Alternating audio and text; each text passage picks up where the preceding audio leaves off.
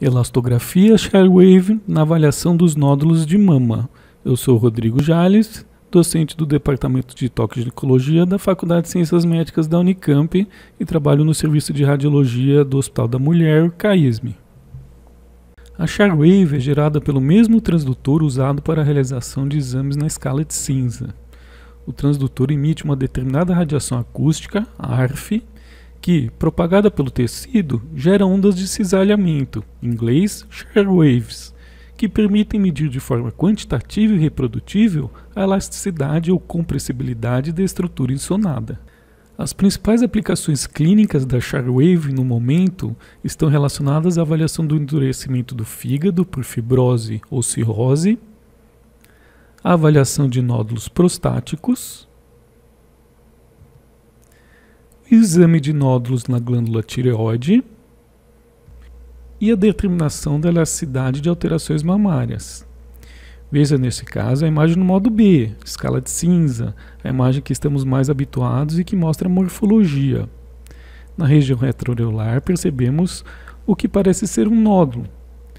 Através da elastografia Sharewave é possível determinar a elasticidade ou compressibilidade da estrutura em escala de cores, que vai do mole azul ao duro vermelho, passando pelo verde intermediário.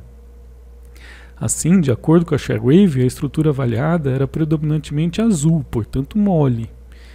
Veja que foi possível quantificar a compressibilidade na área mais dura, determinando a velocidade máxima da onda nesse ponto, que nesse caso mediu 2,7 metros por segundo, que é considerada baixa na mama. Os achados clínicos do modo B e da elastografia, nesse caso, são sugestivos de ginecomastia glandular, uma alteração benigna na mama que pode ser confundida com um nódulo.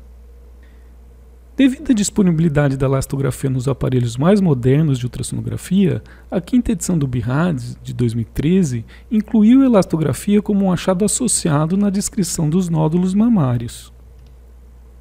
Os nódulos passaram a poder ser descritos como moles azuis, intermediários verdes ou duros vermelhos.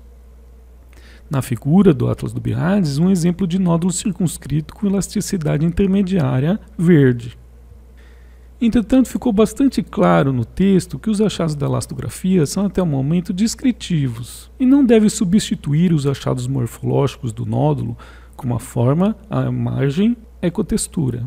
Isso porque o modo B da ultrassonografia já possui excelente sensibilidade para a identificação de neoplasias malignas. Neste caso, por exemplo, a identificação de um nódulo hipocórdico irregular espiculado associado a linfonodomegalia atípica axilar é mais que suficiente para a indicação de biópsia do nódulo, independente dos achados do Doppler ou da elastografia. Assim, nas últimas décadas, cresceram exponencialmente a pesquisa sobre a aplicação da elastografia nas mamas, principalmente com a finalidade de melhorar a baixa especificidade do modo B.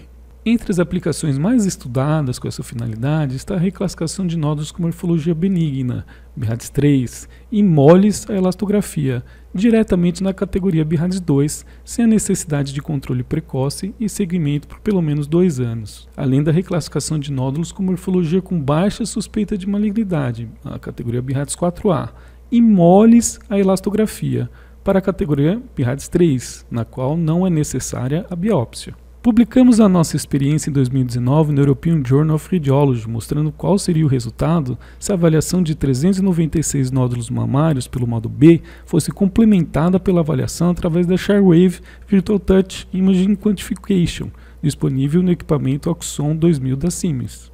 Pelo bom desempenho e pela facilidade da medida, optamos por usar como variável da elastografia a velocidade máxima no nódulo em metros por segundo. Veja que, considerando o valor de corte próximo a 6,5, a elastografia mostrou boa sensibilidade e especificidade, ambas próximas a 80%. Mas veja que a sensibilidade da elastografia, 81,3%, como em outros estudos, foi inferior às categorias BIRADS classificadas pelo modo B, que foi perto de 100%.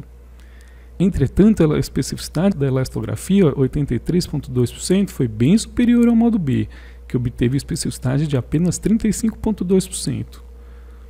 No nosso estudo, a associação da elastografia ao modo B foi melhor na categoria BIRADS 4A, na qual, utilizando o valor de corte de 5,3 metros por segundo, obtivemos um aumento de 25% na especificidade diagnóstica, sem comprometer a sensibilidade. Já quando a elastografia foi usada em nódulos classificados inicialmente na categoria BIRADS 3, com valor de corte 4,3 metros por segundo, o único caso maligno foi adequadamente diagnosticado. Com isso, 34 mulheres deixariam de fazer desnecessariamente o controle precoce e segmento por 2 anos. Entretanto, o número alto, 10 mulheres, seriam biopsiadas desnecessariamente, obtendo uma especificidade de apenas 25,8%. Nesse exemplo, o nódulo oval epicórdico paralelo e circunscrito, classificado na categoria BIRADS 3, mostrou velocidade máxima de 3,7 metros por segundo e seria reclassificado corretamente como benigno sem a necessidade de controle. Esse outro exemplo, o nódulo irregular, hipecórdico e circunscrito, classificável na categoria BIRADS 4A, mostrou velocidade máxima de 3,8 e, segundo as regras do estudo, não precisaria de biópsia. Entretanto, as duas pacientes foram conduzidas respectivamente como segmento e biópsia, pois, como dissemos, os achados da elastografia ainda não foram aprovados para a tomada de conduta. Esperamos que a próxima edição do BIRADS traga orientações sobre essas questões, uma vez que a melhora da especificidade dos achados ultrassonográficos traria grande benefício à propedêutica mamária. Nesse outro estudo, que publicamos no Journal of Ultrasound Medicine, estudamos se a elastografia auxilia em outro ponto que gera dúvidas no modo B, a diferenciação entre cicatriz e recidiva de câncer de mama. Mais uma vez, a velocidade máxima foi o parâmetro melhor avaliado, usando o valor de corte de 6,5 metros por segundo. A elastografia diferenciou significativamente a cicatriz da recorrência. Já o Doppler não mostrou benefício nessa diferenciação. Esses 3 casos eram recidivas de câncer de mama, mas apresentaram ampla variação na detecção do Doppler. Já nesse caso, vemos um nódulo subcicatricial suspeito à mamografia e ao modo B da ultrassonografia. A velocidade máxima determinada pela elastografia foi 5,5 cm por segundo, que corretamente identificaria um processo cicatricial. Outro exemplo de recidiva em que a elastografia contribuiria para o diagnóstico. Nesse caso, a morfologia era compatível com BIRADS 3, mas a velocidade máxima em elastografia era muito alta, 10 metros por segundo. Esse outro caso de recidiva, avaliado no estudo, seria corretamente diagnosticado pela elastografia, mas não seria diagnosticada pelo Doppler. Mais uma vez, todas as pacientes do estudo foram biopsiadas, pois os achados da elastografia ainda não devem sobrepujar as variáveis do modo B.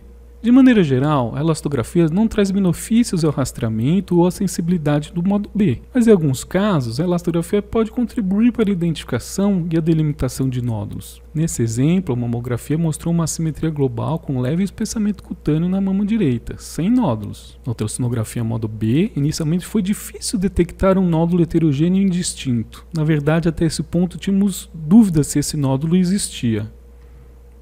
Depois da elastografia, conseguimos identificar e medir melhor o nódulo ao modo B. O diagnóstico final foi de um carcinoma lobular invasivo.